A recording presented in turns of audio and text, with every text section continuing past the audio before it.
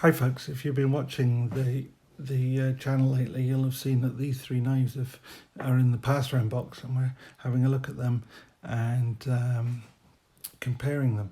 But there was another knife came in with these, which is in some ways just as interesting, and in other ways even more. And that is this. Now this is a Shing.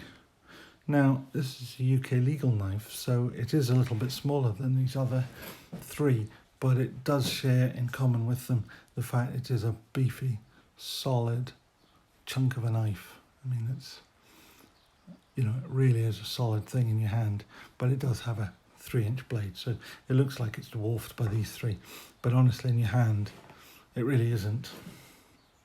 So I just take these out of the way for now.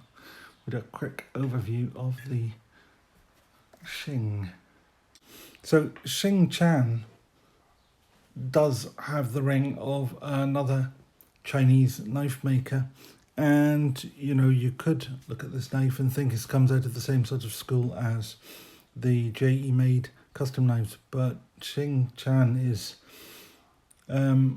Sheffield lad, born and bred in England.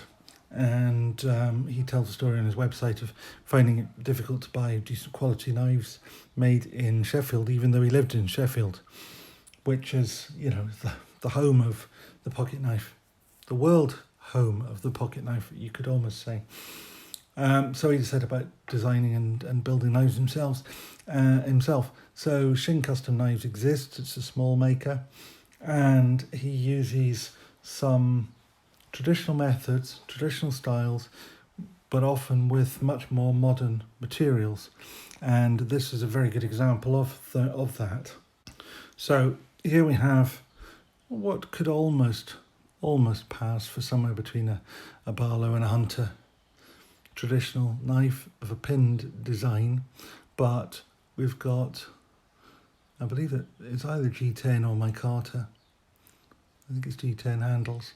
Very nice, with yellow liners, all stainless steel, finish, and well, the sort of finish that Sheffield is not currently renowned for, the sort of thing you only get when you go to Taiwan, go to Taichung factory rather.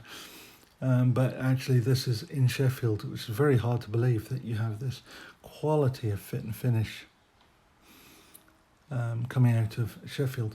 But at the same time, we also, as well as having that traditional look to it, all stainless steel, no brass. That's unusual.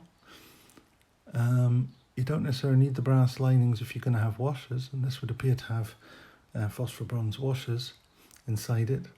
And in terms of steel, 154 cm. Now, I can't remember who it was. Metal Complex, I think, was saying the other day that his favourite steel is 154 cm. Now, there is a school of thought that's not the latest greatest. It's not S35 VA. No, it's not any of the new breed of super steels. But it's a very, very good pocket knife steel.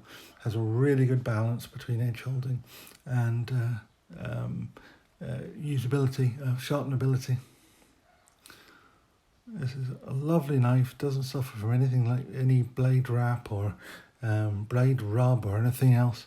I'll tell you the only, if there is, and this isn't a downside, but the only downside to it, that it is blooming stiff to fold.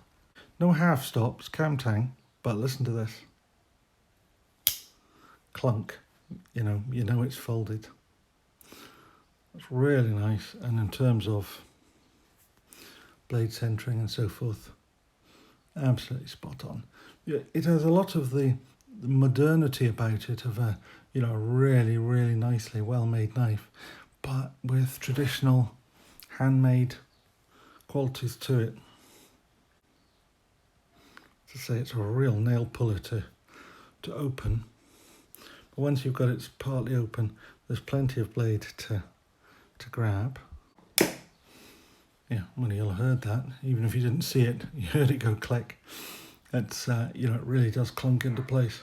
It is also, like most traditional knives, it has that extra added feature that the often put in Sheffield and places like. It's a fingerprint magnet. I like shiny, so I'm not going to complain about that. Now, it's not just shiny, it's smeary, because I just smeared all my fingerprints all over it. Beautifully made knife. Now, what's not to like? There is something actually I don't like about it, and that is that for all its beautiful clean angles, everything feels just a little harsh. One of the things I like about a traditional knife, and I'll say this even goes for these modern Chinese ones, is that they have a fondle factor. They just feel nice in your hand, nice rounded edges. This is more akin to this, my PK70, which I like. I mean, don't get me wrong, it has all those sort of harder lines and corners and angles on it, and this one has the same, but I just feel these are just a little bit harsh. Could probably do with the chamfer fairy just going around and just touching off the edges.